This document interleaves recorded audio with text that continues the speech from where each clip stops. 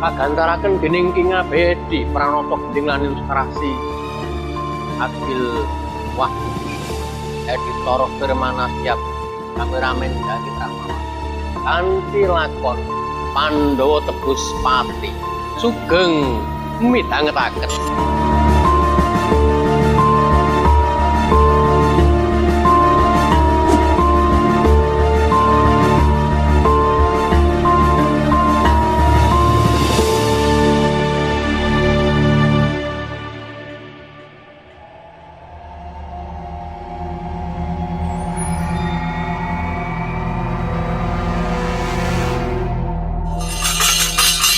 Prabu Puntadewanata yang aridanan yoyo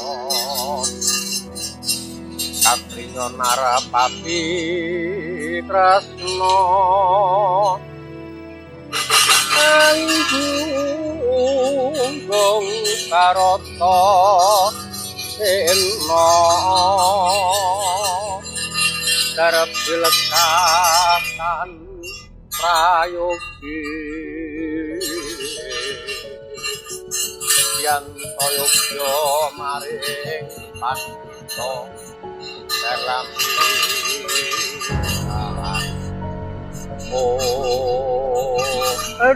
aduh kepiwasan Gusti sinuwun Prabu Puntadewa wonten menapa sadak anjing ngapi andhem kados wonten kawigatosan bapa inggih sinuwun bondo kula ingkang larang piyambak ital kagondol dening Kidang Ranggah sinuwun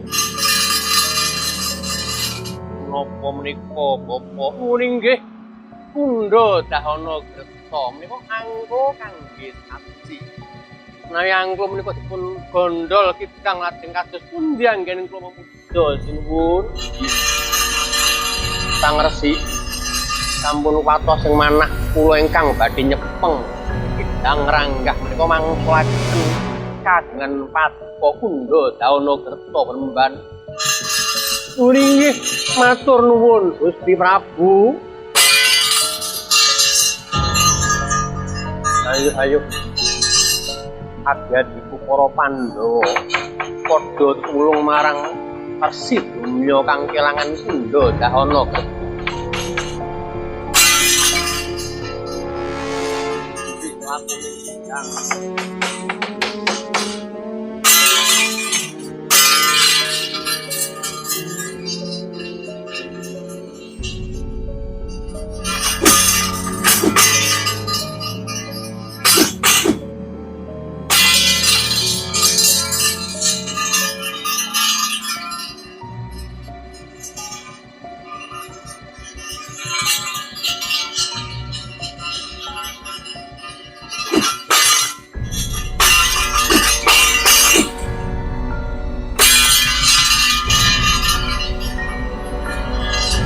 Ayo mandeka Kidang aja gemprang lakumu Kidang ayo padha cetha ayo mara mrene Kidang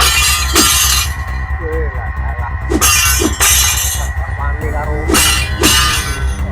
kowe manungsa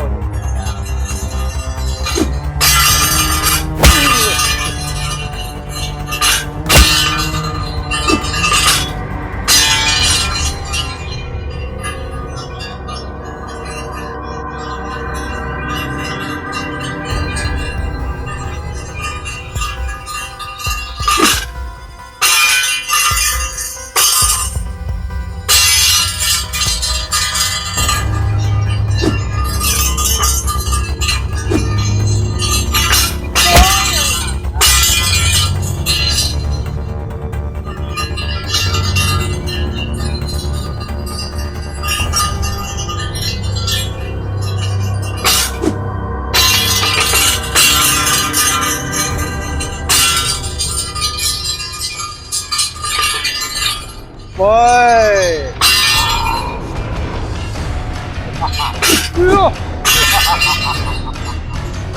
Ah.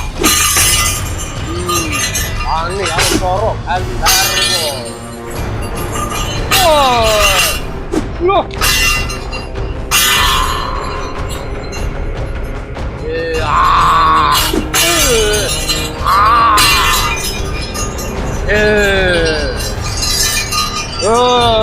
Lah salah. Loh.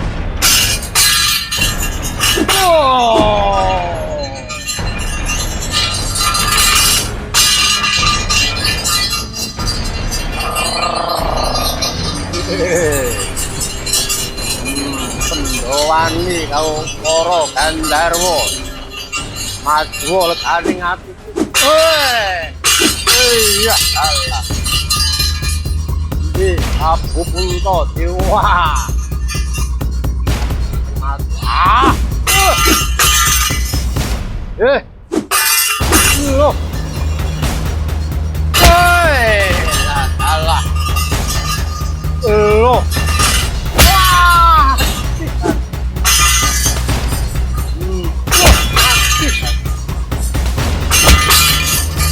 Wah. Oh. Lah salah. Weh, ngarepe dhewe. Ah, weh. Wow. Loh. Loh. Loh.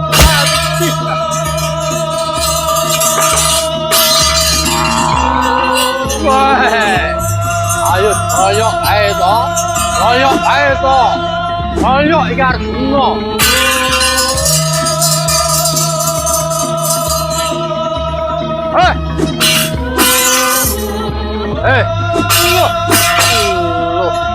Wah, jambak. Waduh.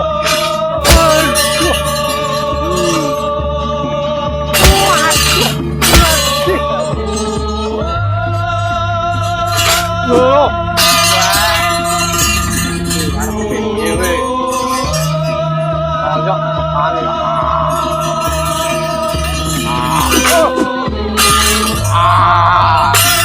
Ayo keroyok ae kan. Ayo pedot.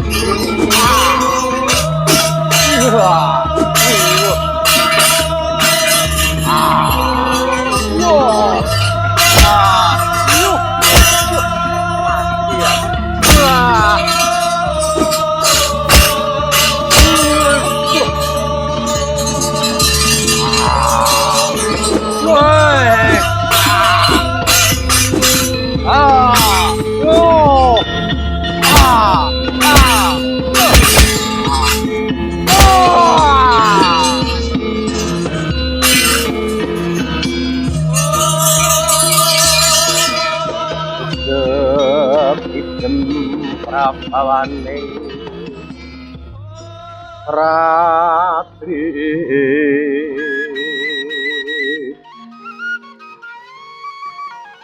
sosok terus mandher kawuryan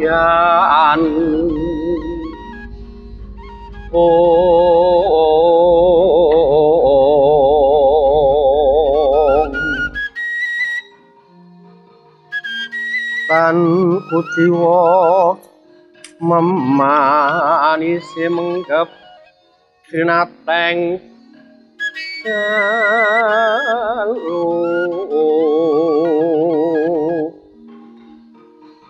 ini woko sangyo rodase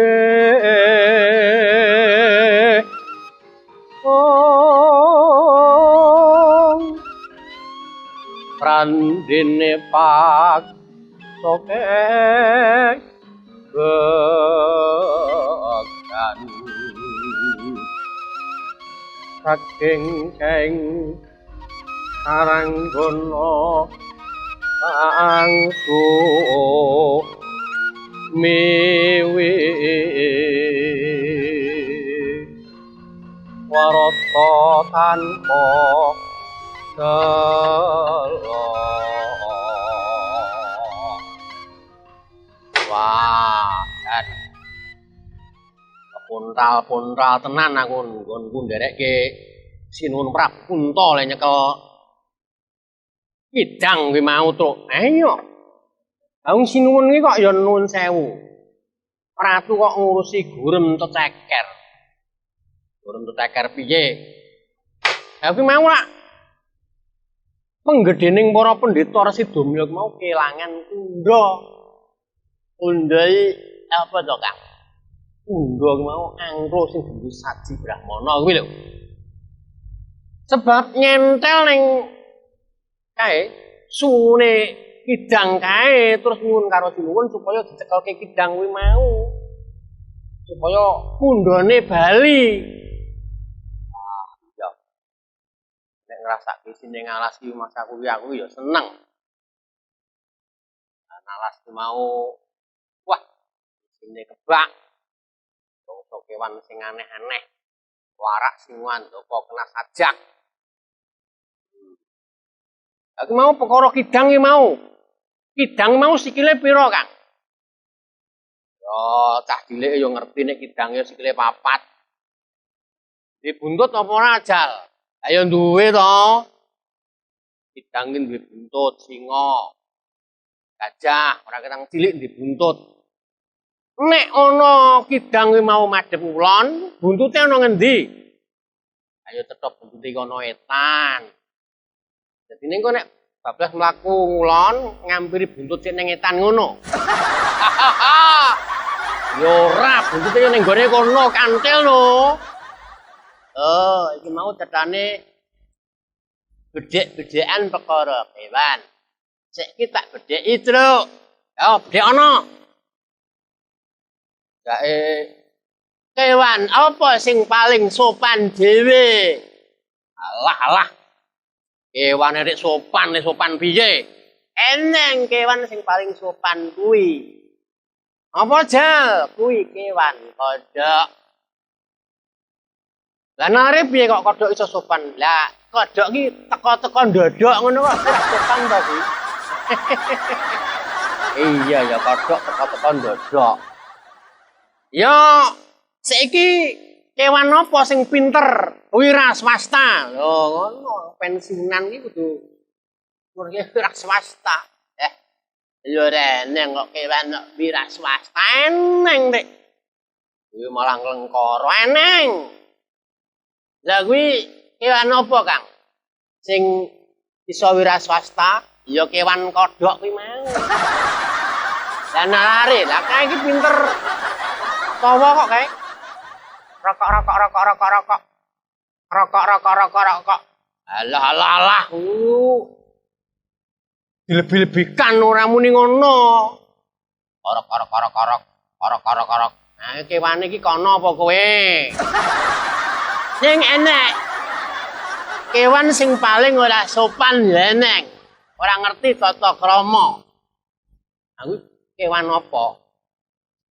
Jenenge kewan kalkun, pitik kalkun ya lho. Adik iso. Nah, kalkun iki sapa-sapa diunek-unekke kok. Aku wingi ning kandang kalkun aku diunek-unekke karo kalkun kuwi. Kocluk. Gareng kocluk. Lah. Kowe kuwi sing mengadadang, suarane kalkun ya. Otrok ngono. Lah iya kowe kok padha karo ngunek-ngunekke tapi. Lah. Wong iki ngoyak ndoro nyekel kidang malah rembukan ning kene lek cekel kapan kidange. Allah sak monoso. Turun ning jurang trepis kang ribandil bebon dotan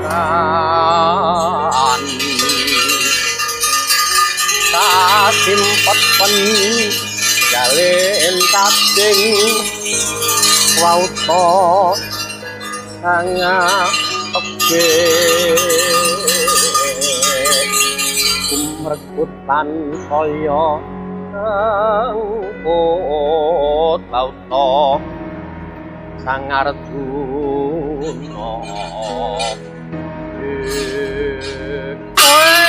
La la la.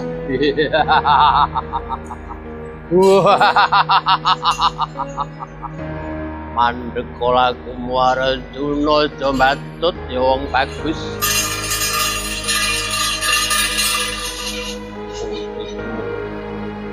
Bilani mripatmu kaya srengenge kembar.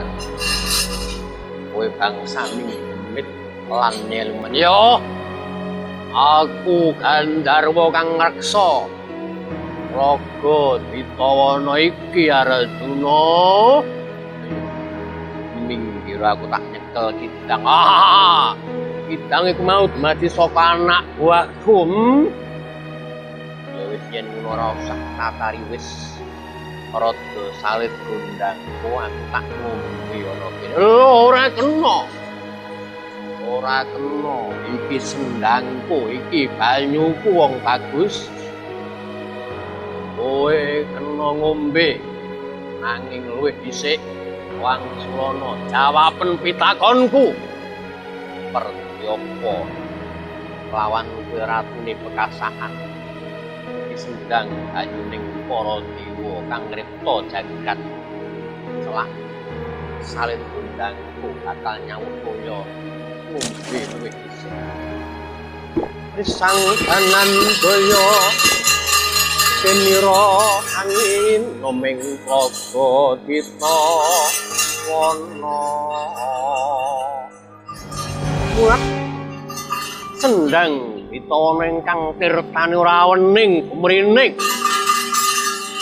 Ora kuat sang liting gondang anyawuk toya. Anu tepuyo kinarya anginum dadak kaslangat daya pangaribawa dawah plak kapit risang kanan daya. Aduh mati aku. Belalah Yai Sadewa wong dawuh Kakang Mas. Saiki ono ngendi Kang Mas Arjuna lan Koko Prabu kang ujung ngidang kok malah ora katon. Menika dawah mangke kemawon dipun padosi. Sendang tirtanira kuning gumrining mongko duk tengange panase kawuran mendung. Lah kok ngelak sanget Kakang. Aku ya ngelak, ayo. Padha ngombe dhisik Yai. Monggo. Kita minum rumiyin Kakang Mas. Waduh. Aduh Yai. Kok nekak ana jonggo, aduh. Aduh, mati aku, Yai. Aduh, mati aku.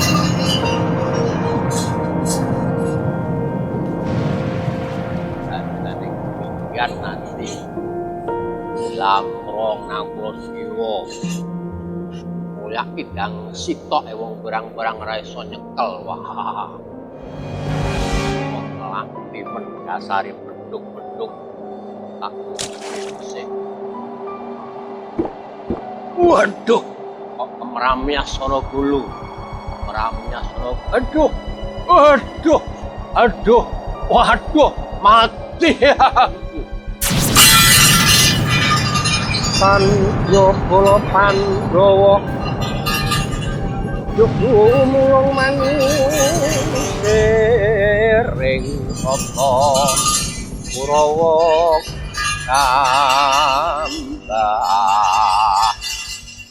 sambah kongke kabitih merut larut tapi layu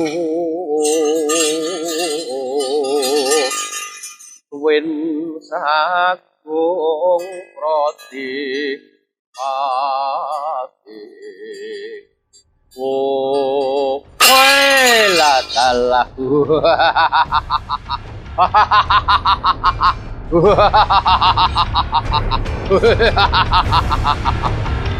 Prabu Diwojo kagem an papat mati kabeh Diwo jagat Bathara sisaning Bathara. Aku ngerti kowe bangsaning ratuning kasaan ratuning Gandarwa kowe aja salah gawe lawan Kunto dolan adi-adi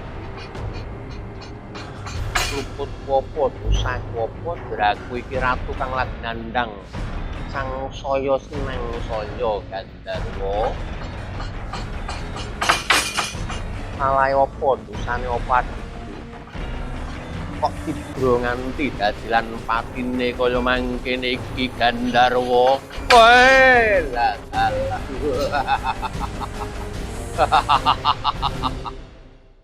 adimu kumalan sang kumacelu ngombe banyuning sendang Witawana mongko ora nemu syarat kang tak tetepake marang adi-adi Kunto Gandarwa syarat lan saranane opo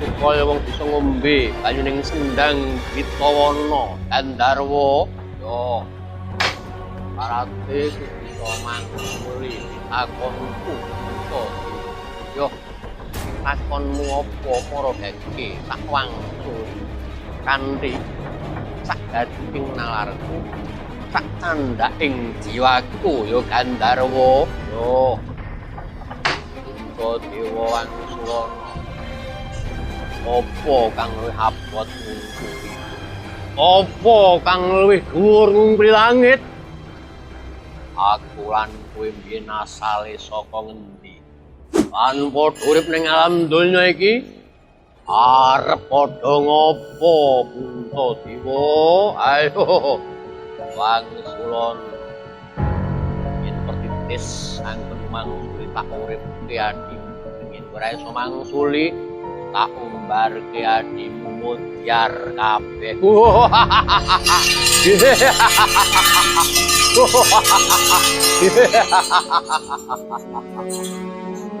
yo Gandarwa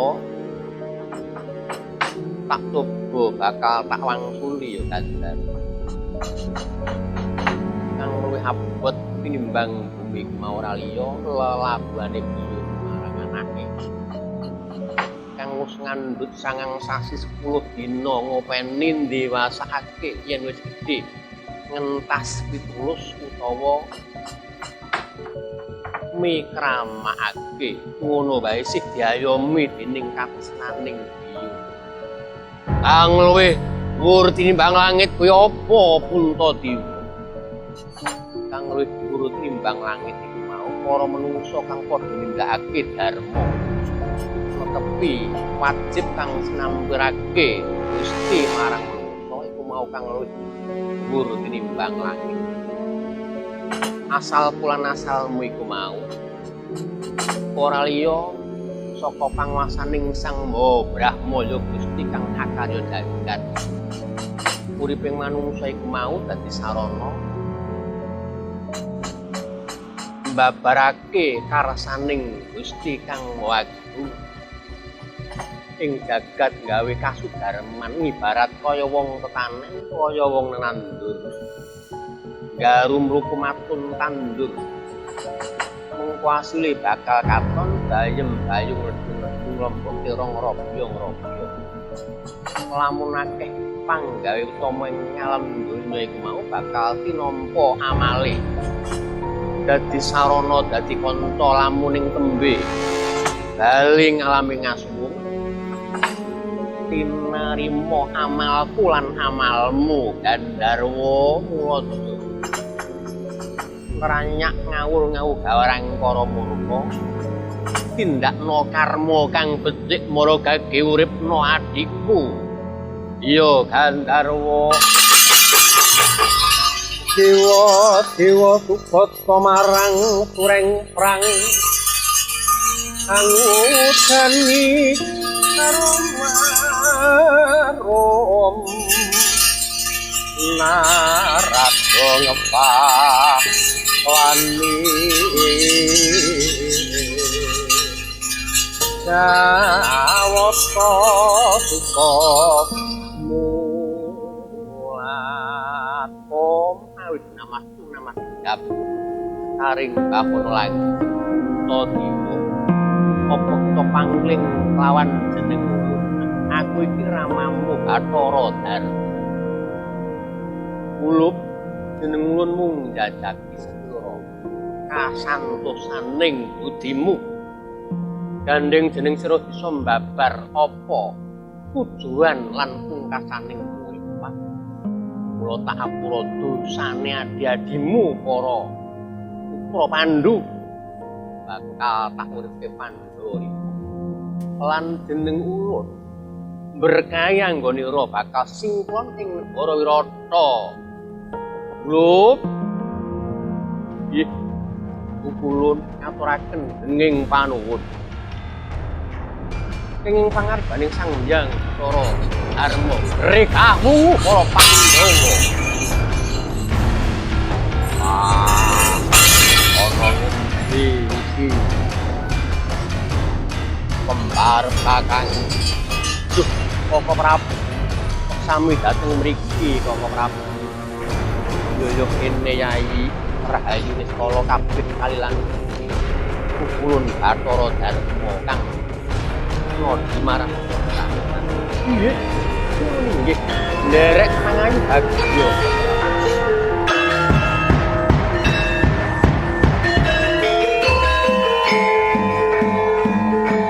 Para miyarsa mekaten gancaring carita wayang-wayang digital. Sugeng pisan mugi pinanggih ing minggu ngajeng.